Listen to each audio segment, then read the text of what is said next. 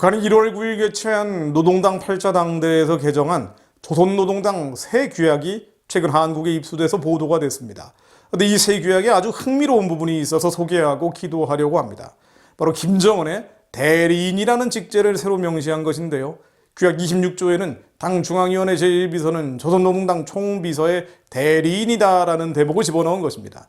물론 북한에서 김정은의 말이 가장 강력한 법입니다만 이 노동당 규약은 적어도 글로 되어 있는 규범 중에 가장 센 것이죠. 북한의 헌법보다 더 강력합니다. 사람들이 처형되고 숙청될 때도 당 규약을 위반했다고 처벌을 받지 헌법을 위반했다고 벌받는 경우는 거의 없습니다. 그런데 이번에 개정된 당 규약에 노동당 제1비서라는 직제가 새로 생기고 당 중앙위원회 제1비서는 조선노동당 총비서, 즉 김정은의 대리인이다라고 규정한 것입니다. 대리인은 말 그대로 김정은이 업무를 수행하지 못할 때 그를 대신해서 통치하는 사람을 말합니다. 다른 말로 현재 시점에서 후계자라고 볼 수 있습니다. 그런데요, 독재체제에서 대리인과 같은 후계 구도는 쉽게 정해지지 않는다는 데 특이성이 있죠. 그랬다가는 기성 권력의 파워가 급속도로 떨어질 수밖에 없기 때문입니다. 북한도 마찬가지입니다. 김일성도 김정일도 환갑을 훌쩍 넘긴 시점에서 후계자를 정해 발표했습니다. 김정일이 후계자로 공식 발표된 시점은 1980년, 김일성이 68세 때 일입니다. 김정일은 2008년 8월 뇌졸중으로 쓰러져서 한 달 넘게 사경을 헤맨 뒤에야 김정은을 후계자로 내정했습니다. 김정일의 나이 66세 때 일이죠. 그리고 실제로 3년 뒤에 김정일은 공식적인 유언조차 남기지 못하고 사망했습니다. 이번에 김정은의 대리인이 누구인지 물론 명시되어 있지 않습니다. 여러 사람 이름이 거명은 되지만 혈족인 김여정이 될 것이라는 분석이 공통되는데요. 어쨌든 김정은 건강에 뭔가 많은 문제가 있는 것은 사실 같습니다. 권력자 입장에서 자신의 건강에 자신이 있다면 후계자는 절대로 빨리 지정할 필요가 없을 테니까 말입니다. 어떤 면에서 김정은의 자연적 수명은 얼마 남지 않은 것일 수도 있습니다. 또 이것은 기도하는 이들에게 기도의 필요성을 더욱 절박하게 만드는 대목입니다. 3대 세습이 4대 세습이 되지 않고 북한의 체제 붕괴와 함께 북한 주민들의 해방과 구원이 가능할 수 있도록 말입니다. 실제로 지난해부터 김정은 건강 이상설은 더 구체적으로 불거지고 있죠. 김정은은 2020년 4월 10일 태양절 기념 참배조차 하지 않았죠. 그래서 김정은 사망설이 한국 언론을 달군 바 있습니다. 5월 1일에 모습을 나타내서 사망설은 수그러들었습니다만 같은 달 24일까지 김정은은 또 23일간 은둔했습니다. 특이한 것은요, 언론이 전하는 북한 내부의 전언입니다. 당시 북한 고위 소식통들에 따르면 지난해 4월 이후 김정은의 신경질이 급격히 늘어나고 비준해야 하는 서류에 사인을 하지 않고 있고 결제를 받으러 들어간 간부들을 향해서 욕설을 하고 물건을 던지는 일들이 빈번해지고 있다고 전했습니다. 원래 악한 성질이라지만 정신적으로 더 불안해졌다는 것이겠죠. 또 있습니다. 같은 해 6월에 갑자기 김여정이 등장해서 말 그대로 대리인 행세를 합니다. 개성공단을 폭파하고 자기 이름으로 담화문을 발표하기 시작했죠. 2달 뒤에 한국의 공안기관은 8월 국회 정보위원회 비공개 업무보고에서 위임통치라는 표현을 쓰기 시작합니다. 뭔가 이상하죠.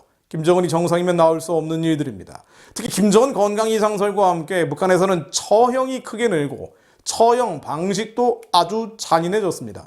물론 김정은의 악랄한 기질은 집권 이후 일관된 것입니다만 이미 완벽한 권력을 장악한 김정은의 처형 방식이 지난해부터 유독 더 심해진 것입니다. 지난해 8월 노동당 경제부장이 공개 처형된 뒤에 화염방사기로 불살려졌고요. 올해 2월에는 공훈국가합창단 지휘자가 수천 명의 예술인 앞에서 시신도 분간할 수 없을 정도로 처형됐습니다. 비슷한 시기에 국가 공식 서열 5위인 박태성 선전비서도 처형됐습니다. 코로나 사태가 터진 이후에 2월 중순부터 2달 동안 무려 700여 명이 방역지침 위반으로 처형됐다고 합니다.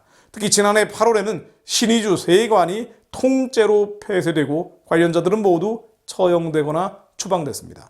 같은 달 함경북도 온성군에서 탈북했다가 몰래 들어온 사람 1명 때문에 당, 보위부, 보안서, 경비대 등 간부 10여 명이 공개 처형됐다고 하는군요. 평양 인근의 평원군에서는 보안서가 통째로 해산됐다고 합니다. 이유는 특별히 알려진 것도 없고요. 이렇게 담당 관내에 문제가 생기면 해당 조직 간부들을 죽이고 조직 자체를 해산해버리는 것인데요. 아주 이례적인 것이라고 하는군요. 악신들이 마지막 발악을 하는 것 같다는 느낌을 지울 길이 없습니다. 김정은은 최근에도 사라졌다 나타나기를 반복하고 있습니다. 실제로 4월 11일부터 지금까지 50일 동안 김정은은 딱 3일 동안만 잠깐씩 얼굴을 드러냈습니다. 올해는 전국의 제2의 간과한 고난의 행군까지 선포를 했죠. 더 얼굴을 드러내서 동료에도 모자랄 판인데 본인은 사라진 것입니다. 건강 정상이 아니라는 반증이죠. 결국 김정은의 몸에 이상 조짐이 누적되면서 김정은이 노동당 규약의 대리인까지 규정한 것이라는 추측을 가능케 합니다. 김정은 아들은 2009년생으로 알려져 있는데요. 권력을 물려받으려면 아직 10년은 더 권력을 지탱해야 하는데 10년 안에 자신이 죽을지 모른다는 생각이 든 것 같습니다. 아직 북한은 노동당 1비서직제만 신사를 했을 뿐이고 김여정이든 누구든 공직 임명한 것은 아닙니다만 기도하는 자들, 남은 자들은 북한의 3대 세습이 4대 세습으로 가지 않도록 스스로 무너져 내릴 수 있도록 기도해야 합니다. 이사야 42장 6절로 나 여호와가 의로 너를 불렀은즉 내가 네 손을 잡아 너를 보호하며 너를 세워 백성의 언약과 이방의 빛이 되게 하리니 내가 눈먼 자들의 눈을 밝히며 갇힌 자를 감옥에서 이끌어내며 흑암에 앉은 자를 감방에서 나오게 하리라. 나는 여호와이니 이는 내 이름이라. 나는 내 영광을 다른 자에게 내 찬송을 우상에게 주지 아니하리라. 하나님, 예수를 그리스도로 따르는 저희로 백성의 언약과 이방의 빛으로 세워주심을 감사드립니다. 저희가 백성의 언약과 이방의 빛으로 세워졌음을 자각하게 하시고 북한의 영적인 맹인들의 눈을 밝히며 갇혀있는 동족들을 감옥에서 이끌어내며 흑암에 앉은 2,500만 주민들을 감방에서 나올 수 있도록 한민족교회, 한국교회가 깨어 기도하게 하옵소서. 주님의 영광과 찬송을 탈취해버린 기빌성 우상의 세력이 한반도 전역에서 속히 무너지게 하시고 평양 땅에 하나님을 찬양하며 경배하는 찬송소리, 경배의 소리가 끊임없이 울려 퍼지는 그날이 오게 하옵소서. 서구의 젠더주의나 동양의 공산주의에 오염되지 않는 거룩한 주님의 성전이, 거룩한 주님의 신부들이 저 땅에서, 북한 땅에서 세워지고 일어나게 하옵소서. 역대하 17장 6절로 그가 전심으로 여호와의 길을 걸어 산당들과 아세라 목상들도 유다에서 제거하였더라는 말씀처럼 하나님, 북한 땅에도 한반도 전역의 한민족 가운데 전심으로 여호와의 길을 걸으며 기빌성 산당과 목상들과 우상들을 제거하는 선한 지도자들이 일어나게 하옵소서. 예수 그리스도 이름으로 기도드립니다. 아멘.